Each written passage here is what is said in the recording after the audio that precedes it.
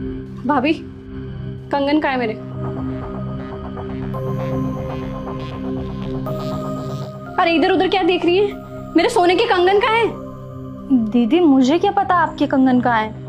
अरे आपको नहीं पता तो किसको पता होगा? चोरी आपने की है तो आपको पता होगा ना। दिव्या, भाभी है तुम्हारी ये कोई पराई औरत नहीं है जिस पर तुम इल्जाम लगा रही हो, और तुम्हें इल्जाम सोच समझ के लगाना चाहिए। अरे पराई नहीं है तो क्या हुआ भैया? इसका मतलब घर पे चोरी करेंगी? अच्छे से जानती हूँ ये मिडिल क्लास की फैमिली लोग ना ऐसे ही होते हैं। छोटी सी चीज देखी नहीं कि मुंह में लात टपक आई इनके। अरे भाभी, चोरी करनी थी तो कहीं और जाके करती ना, अपने घर में चोरी कर ली। नहीं दीदी, आप गलत सोच रही हो। मैंने कोई कंगन नहीं चुराए। आप मुझसे किसी भी चीज की कसम ले लो, मैंने कंगन चुराने तो दूर की बात है, मैंने छुआ तक नहीं है। दिव्या, तुम्हारे पास क्या सबूत है कि तुम्हारे कंगन इसने चुराए हैं? भैया, आज सुबह जब मैं वॉशरूम से बाहर आ रही थी ना, तब मैंने भाभी को देखा था। वो अलमारी में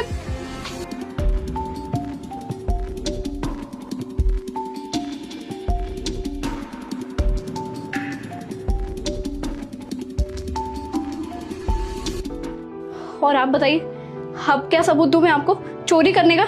अरे सोने के कंगन अगर आपको इतने अच्छे लग रहे थे तो आप बोल देते भाभी, मैं खुशी खुशी आपको दे देती।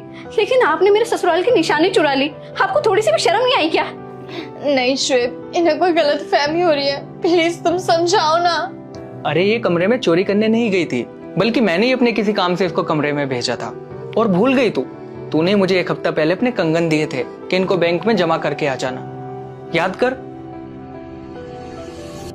भैया, मैं क्या सोच रही थी, ये जो कंगन है इसे लॉकर में रखवा देते।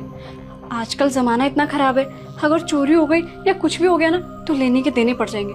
और आप तो मेरे ससुराल वाले को जानते हो, ताने दे दे के जिंदगी भर के लिए मार देंगे मुझे। क्या करूं? अच्छा तू परेशान मत हो, ला मुझे अपने कंगन दे दे, मैं शाम में बैंक में जाऊंगा तो लॉकर में रख कर आ जाऊंगा। जी, ये लीजिए। शर्म आनी चाहिए तुझे। आज तूने अपनी भाभी के ऊपर इल्जाम लगा दिया, अपनी भाभी को ही चोर बना दिया। ये गरीब भले ही है, लेकिन ये चोर कभी नहीं हो सकती, क्योंकि मुझे पता है इसकी परवरिश बहुत अच्छे से हुई है। लेकिन तूने एक बार भी नहीं सोचा कि तेरी इस छोटी सी बात से अगले इंसान को कितनी तकलीफ पहुंच सकती है। क्योंकि तुझे सिर्फ अपने कंगन दिखाई दे रहे हैं, सामने वाले इंसान के इमोशंस नहीं दिखाई दे रहे। वो हमारे परिवार का एक हिस्सा है, और तेरी इस बात से इसको कितनी तकलीफ पहुंची होगी। भैया, मेरे से गलती हो गई। भाभी, मुझे माफ कर दीजिए। मैंने जाने अनजाने में आपको कितना कुछ उल्टा सीधा बोल दिया, और मैं क्या करती, वो क्या है ना, मेरे दिमाग से निकल गया।